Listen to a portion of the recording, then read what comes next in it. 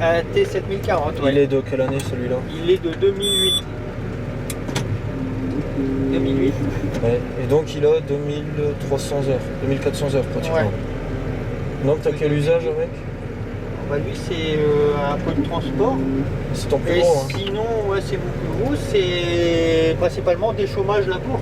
Ouais. Des chômages avec un chisel de 5 mètres. 5 mètres, ouais. 5 mètres de cochon. Et c'est à quelle marque? Olivier. Grégoire. Grégoire et Besson. Et Besson. Ouais. Fabrication de Hong. Et Après, ensuite, sur une benne, c'est une 21 tonnes ça. 21 tonnes, ouais. Grand volume. Ouais. Il tire ça facilement? Bon, bah, tu peux le constater, oui, Ouais. pas de problème.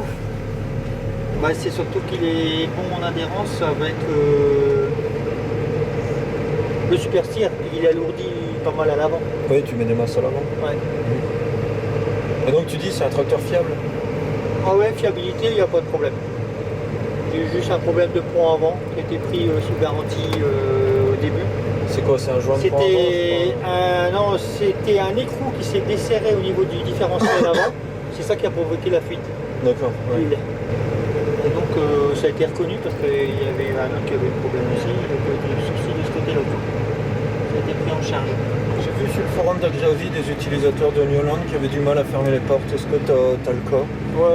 Non, j'ai la solution. Il ne faut pas s'énerver là-dessus, il faut simplement prendre ça. Ouais.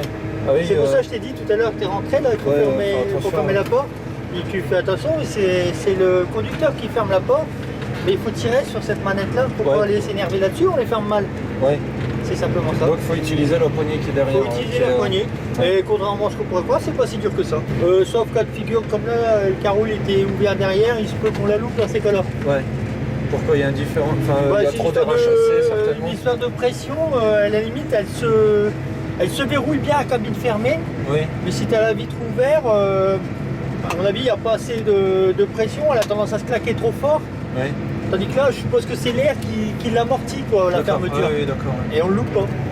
Pour moi, c'est ça. La solution, elle est là. Donc sur cette version-là, enfin sur le T7040, tu n'avais pas d'autre blue, contrairement au... Non. 2011, il sortait en AdBlue. En AdBlue, ouais. Avec l'équivalent, c'est le T7 235. 235. Donc là, c'est combien? 160 chevaux en nominal et avec le surpuissant? Non, 182, je crois, en nominal. Oui. Et puis surpuissance, en puissance maximum, il a 200, quelque chose comme ça, ou 205. Oui. Et 235 en surpuissance maximum. Ta charrue, c'est une Grégoire et Besson, je crois. Non, qu'une. C'est une Qu'une. En 5 fers. 6 socs, c'est une 152. Donc un châssis de 150 avec 6 socs et varie large. Oui. Enfin, varie master. Donc tu la mets sur celui-ci? Ouais, sur celui-ci. C'est une charrue qui est lourde. Première chose qu'on fait, c'est de mettre les chandelles derrière au dernier trou sur les bras de relevage. Ouais. Parce qu'elle est très lourde. Parce qu'elle est lourde. Ouais. Si tu fais pas ça, tu as des problèmes pour le lever. Hein. Celui-ci, il n'arrive pas à la lever. S'il y a de la terre qui colle dessus et qu'on ne met pas au trou derrière, c'est la limite du relevage. Ah oui, il arrive à la lever, mais on se rend compte que c'est trop dur, quoi. Oui, d'accord. Et puis bon, mécaniquement, après, c'est pas bon non plus pour les... Ça fait des efforts trop importants pour les bras. Donc j'ai pris l'habitude de les mettre toujours maintenant. D'accord, et tu changes de trou sur tes bras de relevage. Je le laisse toujours derrière, de toute façon. T'as pris le pont avant super steer. Ouais. Et tu penses quoi de ce pont-là? Pour un tracteur de cette puissance-là? De ce que j'en pense, je le regrette pas parce que il y a la maniabilité. Donc pour le gabarit du tracteur, même s'il faut manœuvrer dans un bâtiment, c'est pratique. Oui. Dans les champs en tournière, c'est pratique aussi. Hein, on boucle ou bien que la largeur de fourrière, on la prévoit assez large, ça va vite à boucler plutôt qu'à faire des marches avant, marche arrière, moins de tassement sur les fourrières. C'est plus rapide à faire demi-tour. D'une manière ou d'une autre, c'est toujours plus pratique. Et puis ça donne un peu plus d'empattement et puis meilleure adhérence aussi, surtout. Oui, d'accord. Au tracteur. Ouais. C'est ce que j'apprécie aussi. Un autre truc qui est pas trop mal lorsqu'on se sert d'un outil avant, c'est que le relevage est monté sur le pont et non pas sur le tracteur. Ouais, donc le relevage il tourne avec. Voilà, il l'outil tourne avec devant ton pont, il tourne avec le pont. Donc ça fait tourne. limite comme si c'était un peu articulé, quoi. Ouais, et ça tourne mieux alors ou... Ah, ça tourne mieux. Mais c'est pas celui-ci qui saigne, c'est. Ah non, c'est un petit, celui c'est qui est 135. sur la 18 tonnes. D'accord. Et il a un super tir aussi. Hein.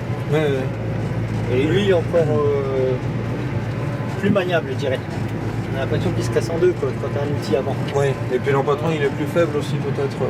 Il est plus court, mais malgré tout, le fait d'avoir un super steer, je crois que ça met plus de 10 cm d'empattement en plus. Hein. Ah, ça rajoute de l'empattement le super. Ah oui, oui. Ouais. Lui, il a plus d'empattement, il est à presque 3 mètres d'empattement du coup, Ah ouais. au lieu de 2,80 m. Et toi, si c'était à refaire, tu reprendrais un super steer ou tu passeras en suspendu? Pour celui-là, à la limite, je pense que ça serait en suspendu. Mais en tracteur, un second pour semer, tout ça, Tu restes en super ouais, steer? en super steer. Moi, j'apprécie bien son super steer, même si c'est quand même un peu capricieux sur la route. Ouais.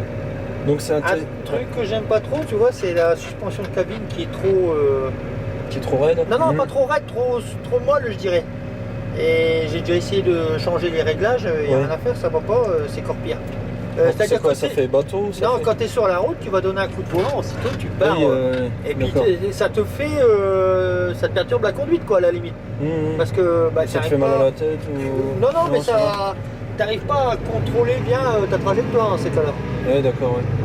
Il y a le fait, certes, qu'il est en super steer, mais tu donnes un coup de volant à 40 à l'heure, tu fais ça, tu as la remorque, avec les rétros, tu as l'impression qu'elle va partir devant. C'est un peu embêtant.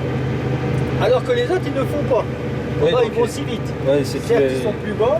Il est trop souple et ta cabine trop souple aussi, disons. Ouais. Et après les commandes ici, ça te convient?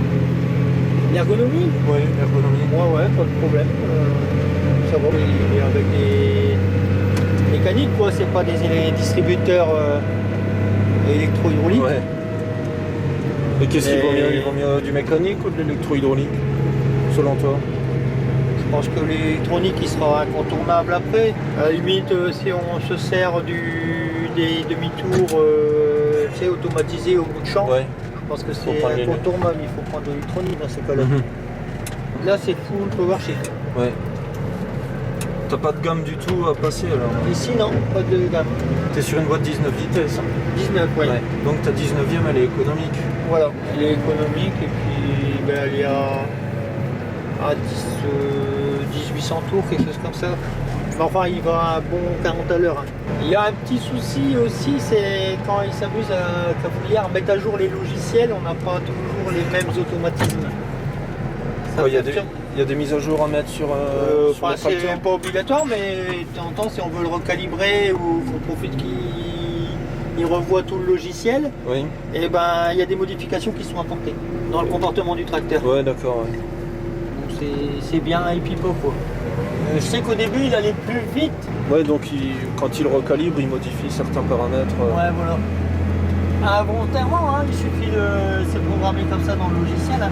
C'est pas la concession qui choisit. Pour l'anecdote, si tu as eu l'occasion de l'essayer à l'époque, vous avez mis la prise de force en déchauffant et puis ça avait activé la surpuissance. Ouais. Mais il le fait plus. Maintenant il le fait plus alors. Non. Donc au labour ou au déchauffage, on peut plus avoir la surpuissance. Tu peux plus mettre ta plus.